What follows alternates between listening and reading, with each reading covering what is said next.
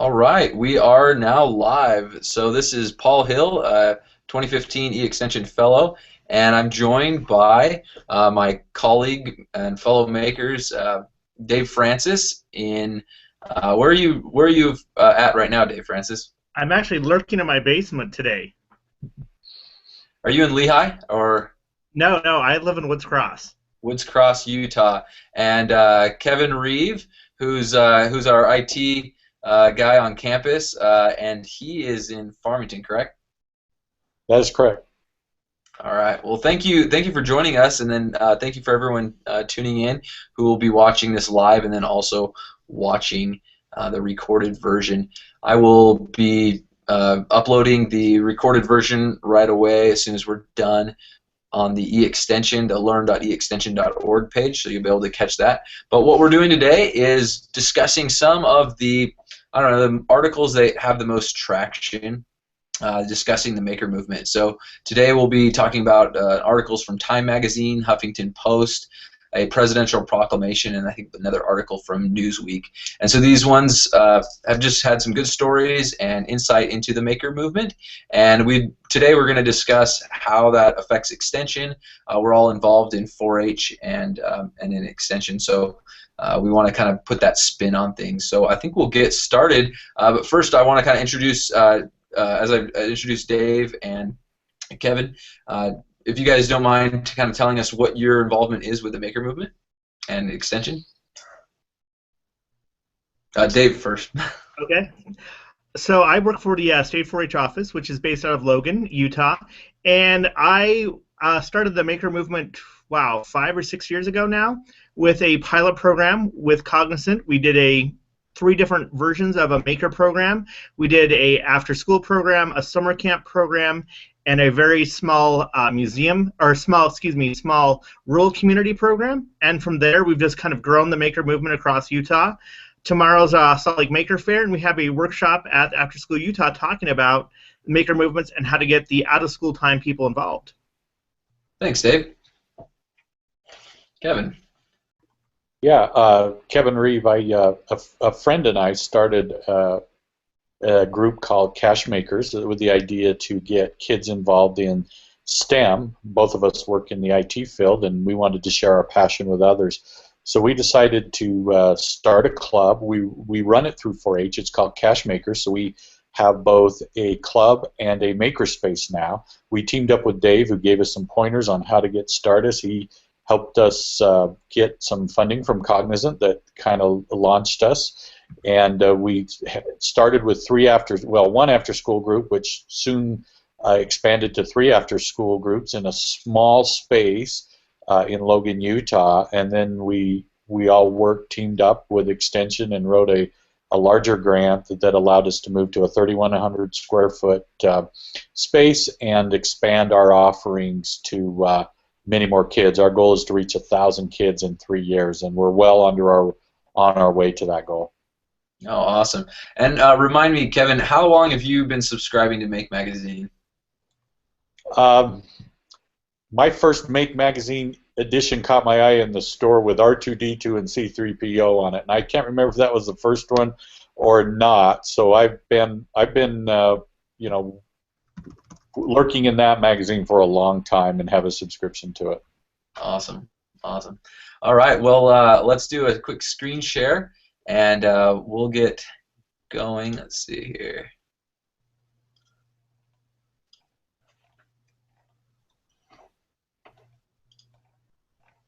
All right.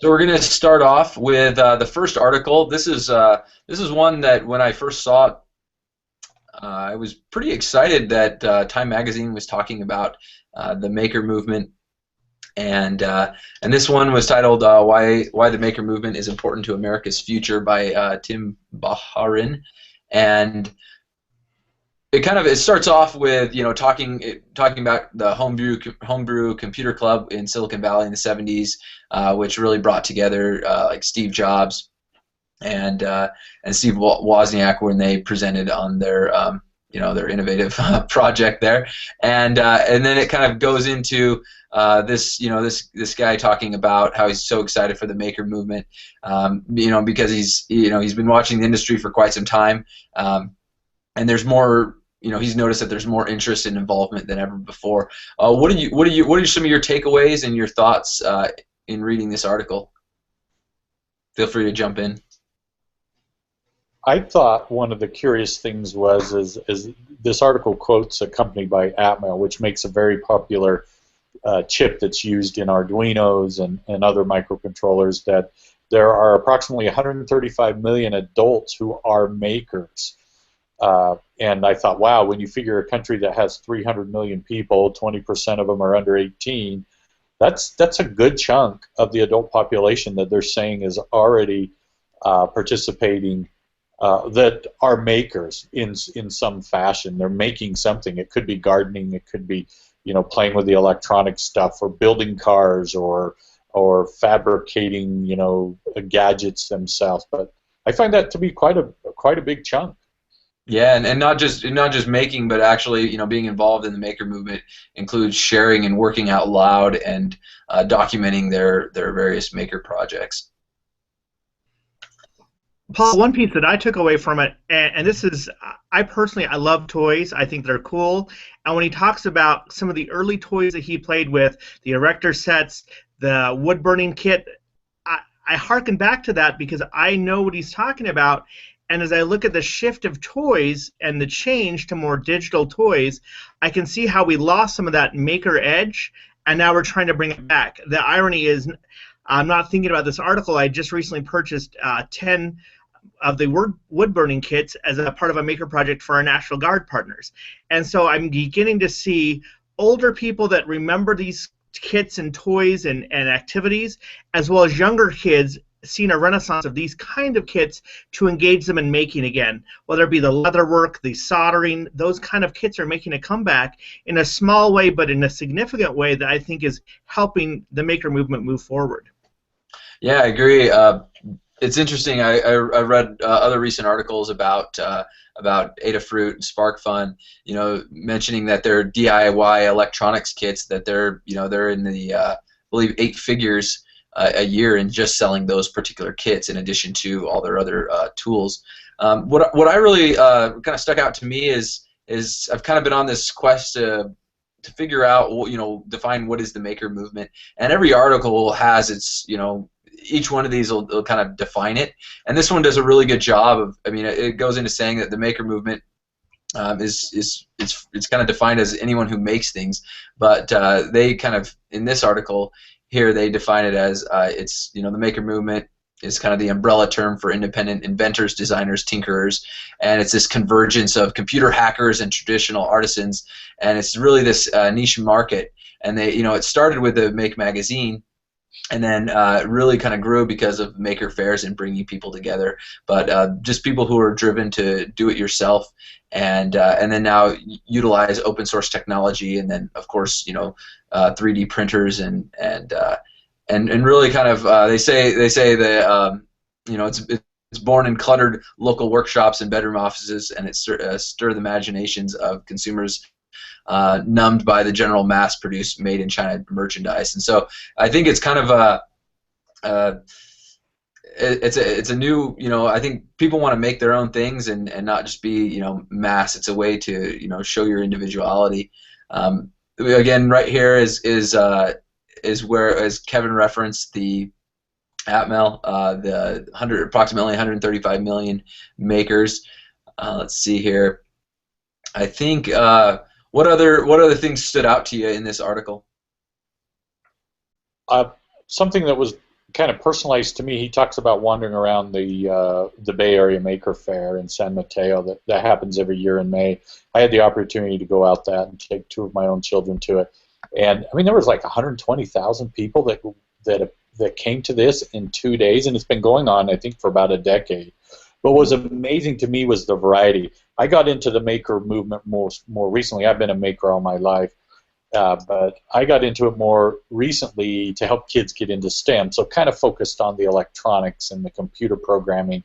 and the Arduinos and microcontrollers and Lego robotics, things like that. But when I went to this Maker Faire, and he mentions it here a little bit, there was the vast array of things, everything from gardening and canning and making your own clothes, and the electronics, and the building these huge fire-breathing metal monsters, and we even got to see a display of some of the old steam engine contraptions from days gone by. It was pretty impressive to see that making is encompassing a large group, and a lot of things that Extension has been training people on for many years. And so what I'm seeing is a resurgence of this. I think there's been a time gap that some of the other articles talk about where some of that was in decline, and I think we're on the uphill swing again of people getting back into doing this. Thanks. Thank you.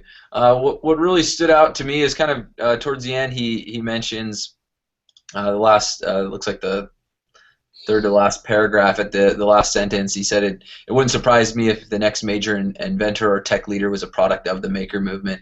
And the note that I made was that kind of the reason why makers come to maker fairs is that they want to see that they're not alone, that there's a community of people that are like them, and I think that's really what keeps people motivated. Just walking around, I see all these all the canning. I saw the tapegami area at Maker Faire this last year.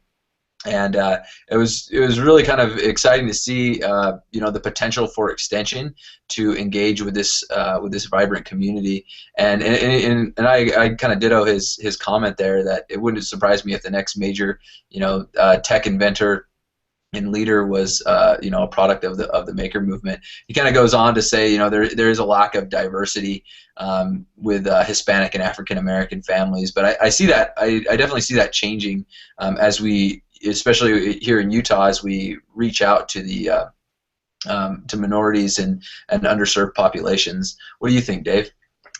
So two things.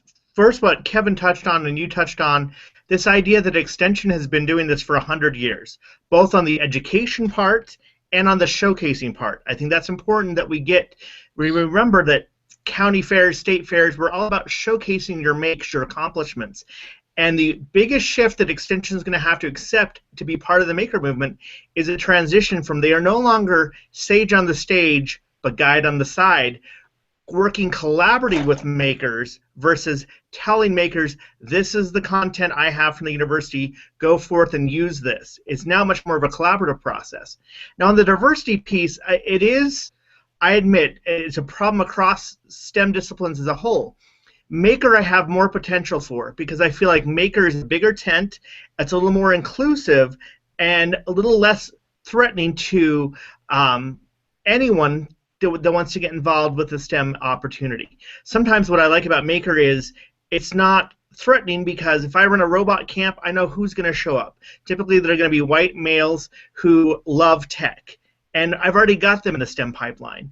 But if I run a sewing camp that infuses some wearable technology or other opportunity, it has an opportunity to attract a more diverse audience. I think Kevin's group, the Cash Makers, has done a really good job.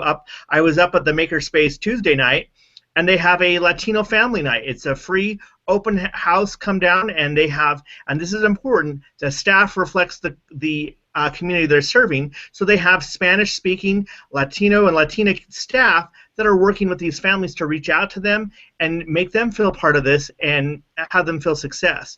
I especially like the fact that now they've actually taken it one step further, and they're taking the Latino Finance Education program that they've been doing for a number of years in Cache County that's always offered a child care component, and saying how can we infuse Maker into this environment to expose families and kids to the maker movement in an environment they already feel safe and trusted in, and already have some infrastructure built into. So I admit that it's still a problem, but it's going to get better, and I think that's makers a much better. One last thing on this, I worked with Boys and Girls Club this summer to help them run the virtual maker camps from Make Magazine.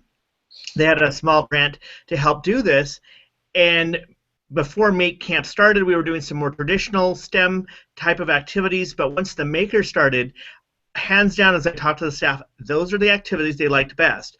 The ability to make costumes and music, those are the kind of things had fun making, and were really engaged in the STEM process.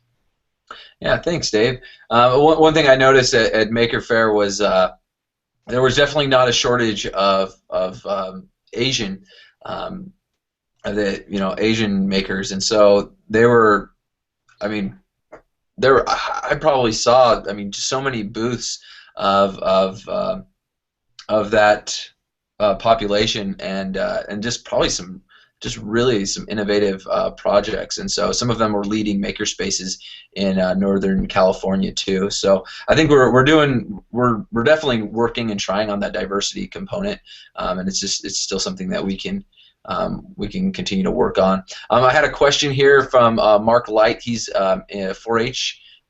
He actually received a Extension Innovation Grant for a Spark Lab in Ohio. And Mark, he asked a question. Let's see here. I just watched the YouTube video. Are we using webcams or just Q&A? Mark, we are just doing Q&A. So if you have questions, I have the Q&A box up, and if you have questions, just drop them in the question field, and we'll answer them. I've got that up, so I'll get a notification if anyone answers a question. So thank you for asking a question, Mark. All right. So we are going to jump to the Democratizing the Maker Movement by Aaron Dubrow, and probably one of the things I kind of liked about this article was kind of in relation to the Maker Movement Manifesto, is that we're seeing that innovation used to happen in in large companies, Ford Motor Company, GM, and it wasn't for the common man, but because of maker spaces and and this access, this democratization of the tools of innovation, it allows anyone with an idea and some basic skills that they can learn rather quickly at a makerspace to innovate and create new products. One of the first things I noted that there's about the accessibility problem that really limits innovation in our country is we're really breaking down those barriers. What do you all think? What did you think as you read this article? I think there are several keys to bringing it down to the consumer level and to kids and youth and those that we may work in 4-H and others. And that has been the cost of these pieces of equipment. When you think about, universities have had 3D printers and manufacturing places for some time, but they were in the $20 to $30 to $40 to $50,000 range. And now we're seeing 3D printers and laser cutters and other devices. They're below $3,000 now, and there's some even below $1,000 in the few $100 range. So it's making it more accessible to somebody to have even on their own desktop, let alone a makerspace. And I think that's going to open up a whole new area where individuals can start inventing. Lots of people have great ideas for products, but getting a prototype and designing it, I think the other part of it has been the software tools. Autodesk has led the way by creating and purchasing some tools that are very simple to use, that allow kids and even adults to create 3D objects for use in 3D printers, because that's part of the problem. You have a 3D printer, well, you can go to a catalog and print things that already exist. But there's also, you want to design your own, or you want to take somebody else's design and modify it for your need. And that's available now, and the cost is almost zero for those tools to be able to create those. And then the printers are getting downright cheaper, I should say. Yeah. So in this article, the author talks about this. It's called the PAD Laboratory, and it's an assistant professor of information systems at the University of Maryland, Amy Hurst, and so she's done some work in this makerspace, teaching youth and really just diverse populations of people. And one of the things she found was kind of along the lines of what you just said, is she said most people didn't necessarily want to create a unique 3D, 3D models or original objects. They want to replace or repair custom objects they already owned. And so some of the notes that I made, it's not just, like you said, it's not just about prototyping and creating a new products. Really, I see the maker movement. It's about customizing and building upon things that are open source. And so probably one of my favorite things is to go and to look through Thingiverse and Imagine and find just cool things that I look for things that might be useful to me, and then I like to customize them and adjust the size for what fits for me. Recently I made this vase it took about 3 days to print, and it was kind of neat. I was able to resize it, change a few patterns in the vase. In fact, maybe I'll show it right now, and just adjust it a little bit so that it kind of fit my needs. But yeah, this is it, and really kind of neat. It was my first experiment. Kind of going through. I had to. There were some layers in there that I had to break out so that it worked. But the smaller one on Thingiverse, it was a lot smaller, and then it also had a link to some flowers that you could print and then put inside. And so I wanted something that I could actually use flowers for. And so anyway, I still need to grow some flowers to put in there. Anyway, but what do y'all think as far as the open source and sharing? The one thing I actually liked, well, two things I liked about this article. One is this idea of the 3D printers are getting so much cheaper.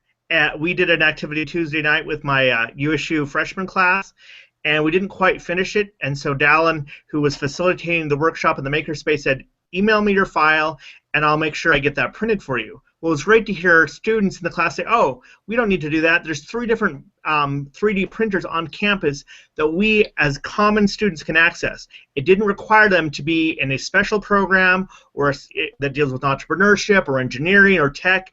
Anybody could use a 3D printer on the campus, and they had labs and libraries that did that. The second piece I loved about this article that speaks to extension is how we teach the maker movement process. And I know it's sometimes hard. For years I've fought the fight with people that are trying to teach skills like sewing, how to use experiential learning and sewing when it's such a step-by-step process. The article talks about the brush bot example of you can either give kids play-by-play of how to make the brush bot, instructions line by line, or you can say, this is the concept, make a brush bot with these materials. And when they had more agency and more freedom to choose, they came up with much more innovative, and the learning increased. And so that's why, as extension, it's really hard for us to sometimes say, I know the best way and the fastest way, but how might we do this so it's a little more open-ended and follow our experiential and inquiry-based learning and make that happen? And secondly, how do we allow for opportunities where there's going to be failure and it doesn't always work, but scaffold it so that kids can ultimately feel successful at the end of the project? Thanks, Dave. Probably one of the in this article, it further goes down to talk about NSF, the National Science Foundation, and some grants and some of the goals of kind of the presidential seal of approval and his presidential proclamation, which we'll get into shortly. But really, saying that NSF, they're looking to fund pioneers, curious, motivated scientists and engineers who innovate, discover new insights into the world, and really kind of finding a new way, we're discovering new ways people learn and ways to engage. The maker movement is kind of like the model for teaching STEM. And so, what have you noticed as far as the success, and how do we do that? How do we make STEM fun through the maker movement? How have you noticed? Do you have any stories or things that you guys can call upon in your experience that have people are learning and gaining science abilities through their involvement in the maker movement? I've got a current example. Let me go back to when we first started our maker club. The first day that we met, I think we had about 12 kids there. The second week, we ended up with 17, and we had to cap it because we didn't have any more room. But what I thought is when we were going to teach them programming, and I thought, okay, we're going to have to do it and stand in front of these kids and show them step by step to get them going. And my partner said, no, no, no, we'll just show them ideas, show them the tools, and let them go for it. And I learned there was a big takeaway from that first day. And the number one takeaway was these kids were eager for this and they were ready for it. They just took to it and made it happen. We put them in teams of 2, so they had partners. They shared what they were building. They presented to the rest of the group about what they had built so far and the challenges they were having. And as a community, they helped each other with those challenges and problems. I mean, it was just amazing to watch. So the teacher wasn't even hardly involved except for 5 minutes at the start. And then we just turned them loose and said, here's what the tool is, here's what you can do with the tool, here's how you get started, here's a tutorial, go. And they did.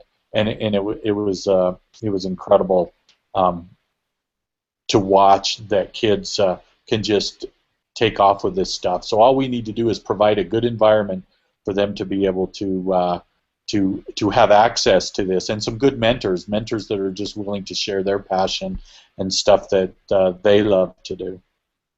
Thank you for sharing that. I've noticed in my own STEM programs in doing maker camps and maker projects that really focusing on that inquiry-based learning, using those, applying the essential elements of 4-H, the belonging, the independence, generosity, and mastery, is that that safe environment where kids are free to ask questions and really they're and we have trained facilitators to help them and guide them in the learning process and to help them point out that they're actually learning science abilities is pretty significant, because they'll solve they'll problem solve, and they'll do some amazing things as far as like their soldering and programming, and they'll realize some significant breakthroughs that really just they need a pat on the back and motivation to continue to keep doing and trying these hard things. We'll transition to the next article, which is what is the maker movement and why should you care? But first, I had a question again from Mark Light. He said he says, my big question is most maker movements are in large cities with access to big companies. How do we use extension to create a maker space? As an example, for the Barnes & Noble Maker Faire, we are 1.5 hours from the nearest store. Dave, what do you think?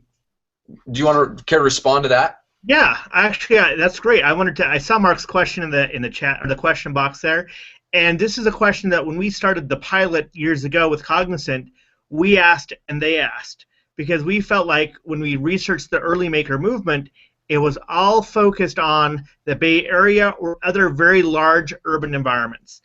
And we said for extension, for this to be a viable option for us, and this is the case with any extension program, it may not be exactly the same, but we've got to be able to figure out a way that serves our rural and our urban audiences. And so what we did is we picked a community of 2,000 people, Wayne County in central Utah.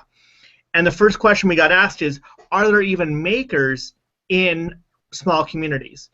And that was an interesting question from an urbanite who hasn't really worked with smaller towns across America. The idea that makers are everywhere because out of necessity, when the Walmart is an hour and a half away, you will learn how to fix things and make things versus just buying a quick replacement. And they weren't. Some of the skills may not have been in the community, and the biggest barrier we found is internet access. We still had a lot of kids that relied on their school or the library to get faster internet down there, but the makers showed up and they did a good job. The biggest thing that we were able to do in that community is not have a dedicated maker space, but take the community center, which was across from the extension office, and when maker was happening, pull out the sewing machines, pull out the soldering irons, and create some maker experiences in the community center. And taking corners of the extension office over to leave things set up for as kids want to trickle in and work on makes. And it worked out well, and it kind of provided an opportunity that those kids wouldn't have otherwise. We went as far as getting a subscription to Make Magazine to the school library and the city library to help get that out there into the community and get them thinking about what ideas are available. Thank you, Dave. I think that as as far as far removed from Silicon Valley and where all these things are happening and the maker fairs, I still think that we can still. That's what I love about the maker movement. You can still be a maker and live, wherever you live, and even in rural communities. And so it's been exciting to see that in Wayne County and other rural areas, and St. George even. So thank you for asking that question, Mark. And we'll jump into the next article, which this one really it really hit home. This was something that I guess I relate very well to what the author Britt Morin, talking about the maker movement, a fellow, I guess, millennial, but just talking about kind of this.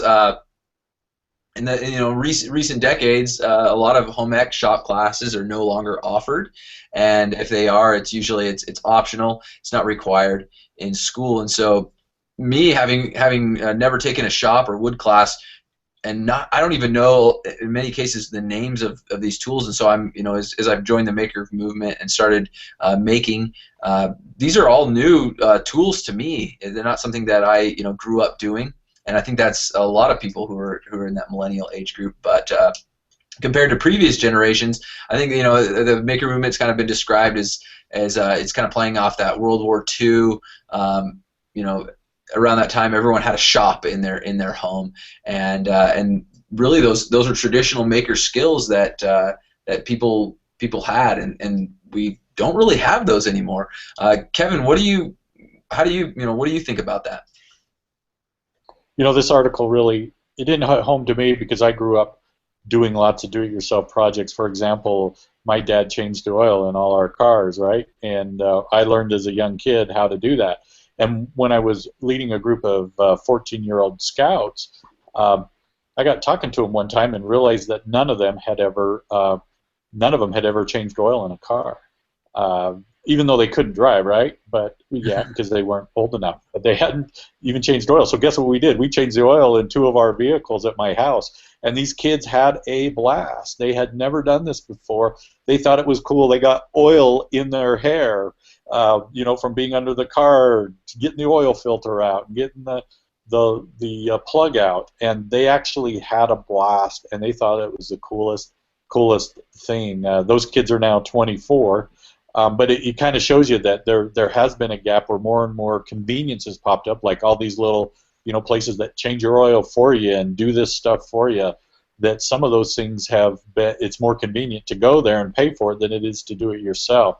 But the author, she brings up some excellent points about that there is a generation with some of these do-it-yourself skill gaps. I'm seeing the same thing with home canning as it comes back.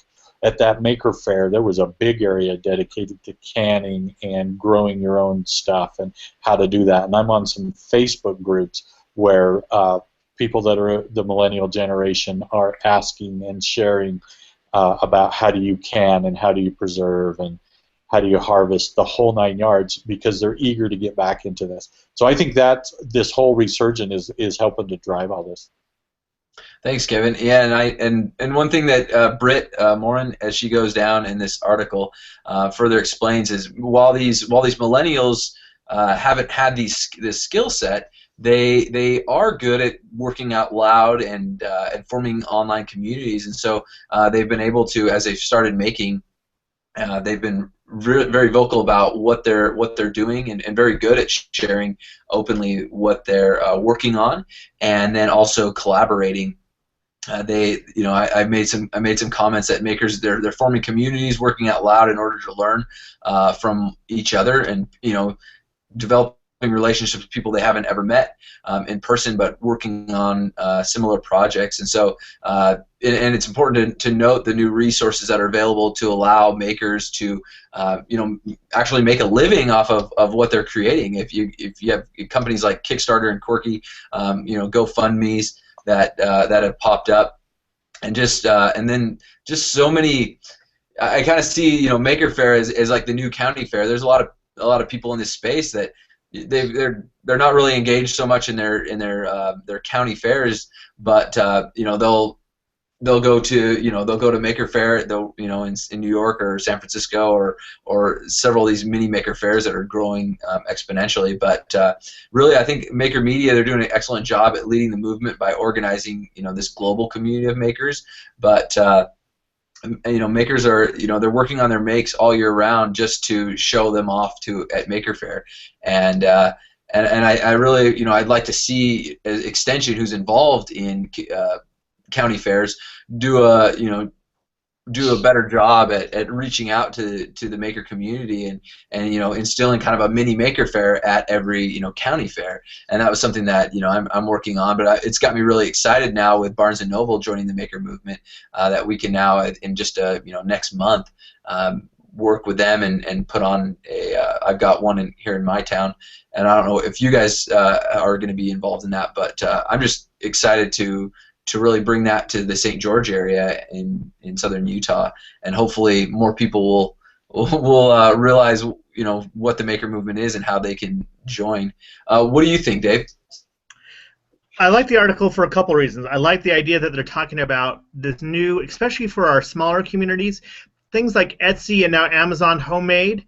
That's revolutionizing. If you have a maker in a small community, there literally doesn't matter because they can put their product online and sell it to the world. And I think that's a very cool element that allows makers, no matter where they are, to actually get their product out there. And the second thing, I was the tail end. We still took home ec and shop, but those went away. And it was interesting that this week for the Make Magazine's after school program, I just got the email for the project, and I love how this is taking the old, what we would have done in home ec and in shop, and fuse them and made something new. It's called it's called a fridge tote bag. We all made tote bags in home ec when I was in middle school, and we all did some kind of a little electricity project. Well, the fridge tote bag is a tote bag that you open up, and it has the LED lights. So when you open up the tote bag, you can see inside to find what you're looking for in the tote bag. And that, to me, is what's going to appeal to a new generation of kid, and it takes those same skills that we were doing in shop and home ec and make them into a very relevant, kind of hip project for kids to get involved in. And it doesn't. Oh, go ahead, Kevin. No, finish up, Dave, and then I'll. I just feel like, and the great part about Extension is, regardless of what's happening in our public school system, in the out-of-school time, we can do those kind of projects, and we have volunteers. Paul, I remember working with some of your sewing volunteers who had one come up to me afterwards and say, "Thank you, I feel relevant again when you talk to me about this maker movement. I think kids will care about sewing and what I can teach them." So go ahead, Kevin. I was just saying, when I was at the state fair, my wife and daughter and I, and we met one of the volunteers there who, him and his wife have a group that they work with. They're in a big metropolitan, in Salt Lake County area, so, the big city area. But he had seen some work that had come in through 4-H there that was being displayed that was melted crayon art. And he was so blown away by that he was going to go down to this small rural community in Utah to talk to this person who was teaching this particular craft and art, to gain those skills to be able to come back, him himself an artist, to come back and be able to teach that to 4-Hers there. So I think there are hidden gems of artisans and craftsmen and electronics and computer experts in these small communities. It doesn't matter where we go, there are some people that have some incredible talent, and you will find that they're willing to share that, and they would love nothing more than to share those talents and skills and inspire the next generation of makers. And I think we just need to find those people and get them involved, and amazing things will happen.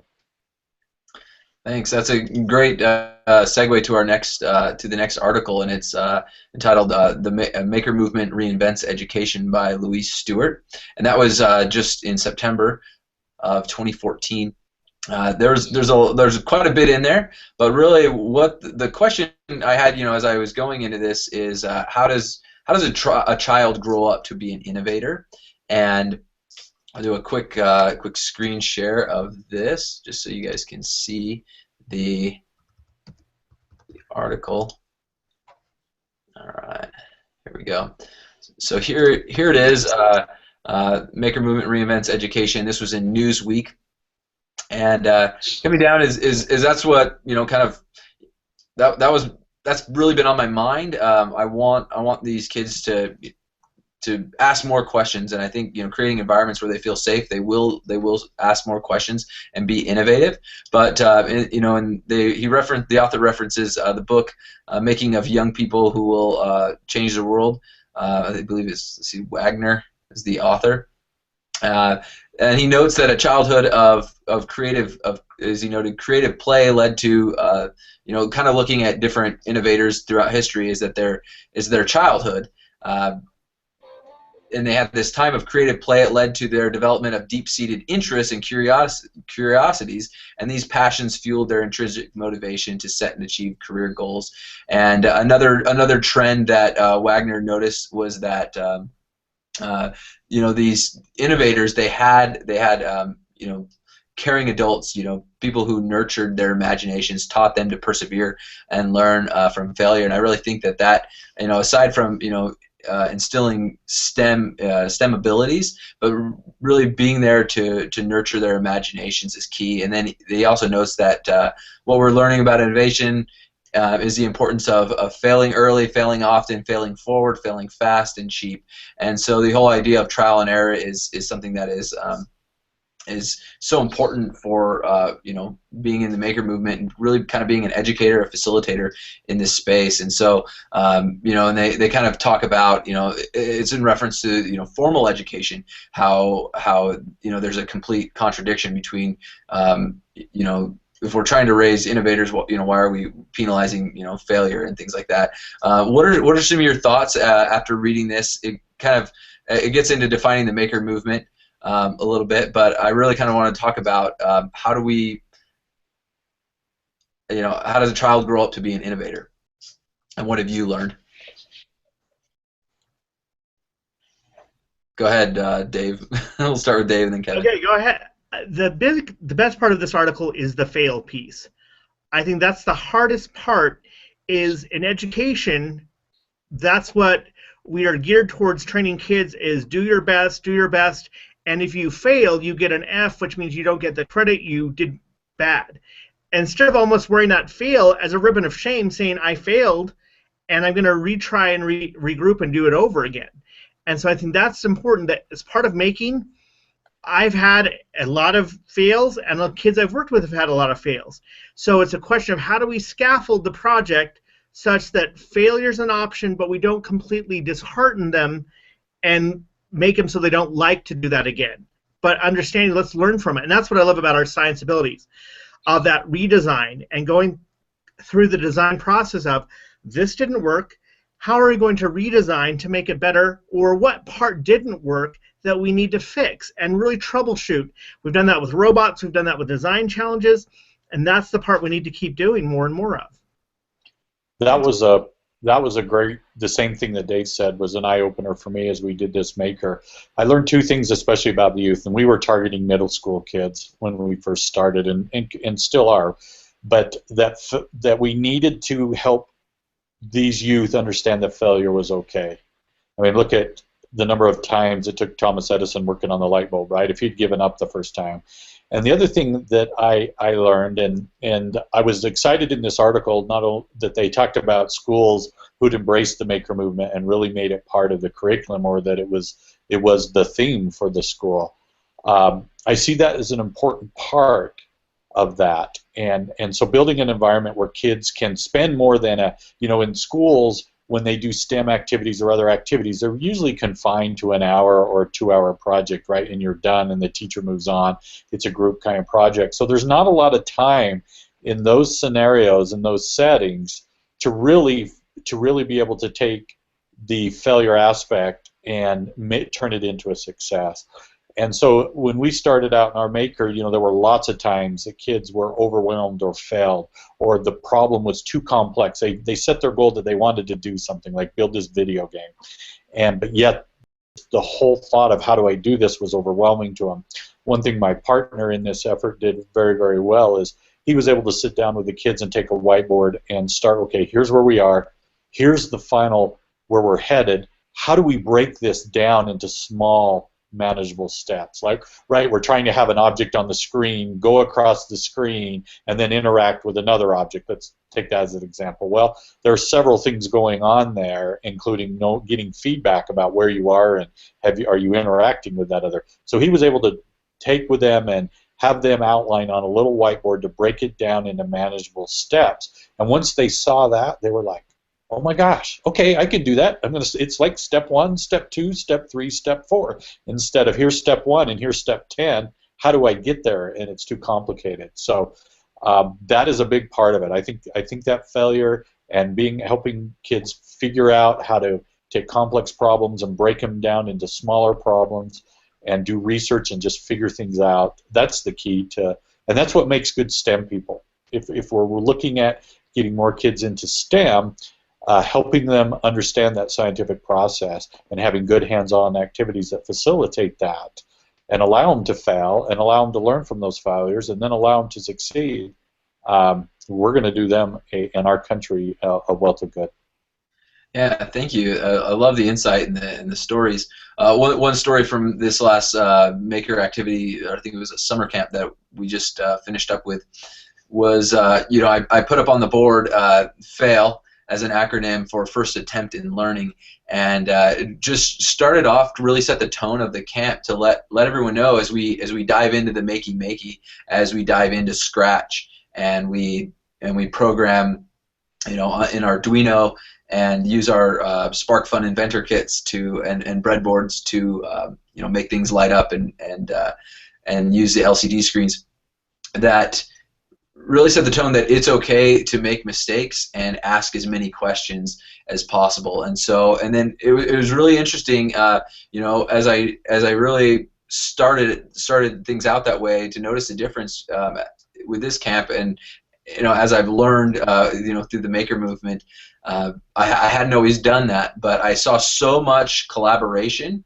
and youth asking each other for help. And so when one youth figured it out, he or she would then go up to the board and present and share, kind of impromptu, what they had learned and how everyone else could succeed in the various projects and tasks that I kind of assigned them. So it was just a really motivating thing for me about that creating that atmosphere and using imply the essential elements of 4-H at a maker camp. All right, so we're gonna finish up with the last the presidential proclamation for the maker movement, announcing the I think it was the National Day of Making. So just some thoughts on this. It feels great to know that the White House, the president, is behind the maker movement. That we saw the first ever White House Maker Faire. We had the Maker Faire in D.C. and to really kind of see it evolve from these science fairs and seeing the makers head out to Washington D.C. and then also there's a group of I believe. Members of Congress that kind of created this maker. It was a maker group or a caucus. What's that? It's the Congressional Caucus. Yes. Yeah. They created this, and one of them, he wrote an article. I forgot which representative it was, but he said the maker movement is about the economy, stupid. And if you look that article up, it goes into this is our it's kind of like maker movements is the hope for American progress in bringing manufacturing back to our country. And so what are some of your thoughts about investing in maker spaces? This movement to inspire mentors and young inventors to join together in maker spaces. There was talk about obviously the need for STEM, but also getting schools to join the maker movement, libraries to invest in maker spaces. What were some of your thoughts and on this presidential proclamation? Dave. My biggest takeaway is when maker movement had arrived, when the president decided this is a big enough deal out of White House Office of Science and Technology that we need to declare a National Day of Making and have a Maker Faire at the White House to bring this concept, this idea of maker to the forefront to the nation. And I thought that was the clarion call to say, look, people, maker is a significant, a change for the good for STEM. Let's investigate and let's look at it more. Up until then, people are like, oh, is this just a passing fad? I feel like it's not. I feel like it really nailed it on the head, saying, look, this is a big enough deal. We're declaring a national day of making to make it happen, and inviting makers to the White House to showcase what they're doing. I thought that was pretty impressive that this happened. Thanks. What are your thoughts, Kevin? I couldn't say anything more than what Dave has. Well done. Thanks, Dave. Well, I think just to kind of wrap it up, I think these articles, if you haven't read them yet, those of you tuning in and watching the recording, if you haven't read these yet, these are a great way to get your feet wet and understanding what the maker movement is. It's probably one of the most common questions I get is, what is the maker movement, especially now with Barnes & Noble and in my local community. Didn't have a whole lot of people. They thought it was, when I do these maker camps, they thought it was just something weird that I was doing, and I remember bringing about three youth in my maker program to Maker Faire, and when they got there, they see the maker bot, the little red robot, and see it everywhere, and they were like, I thought this was something you were just doing, Paul. I didn't realize this was so big, and really got them excited about the possibilities and really seeing the growth of the maker movement. But definitely check out these articles. They're in the link on the learn.eextension.org page for the event, as well as in the event on Google+. And so I've got those links there for you to cite. And then also my Digo profile is public, and so you can see all my highlights in Digo as far as and my notes throughout each of these articles. And so I appreciate everyone for joining in and watching and the questions, and I appreciate Dave Francis from the State 4-H office with Utah State University, and Kevin Reeve in our IT at Utah State University for joining me for this hour and talking about the maker movement, extension, and just some popular articles that have been useful in helping us better understand the maker movement and where it's going and how we can get involved. So thanks again for tuning in, and we'll catch you on the next maker discussion. Have a good day.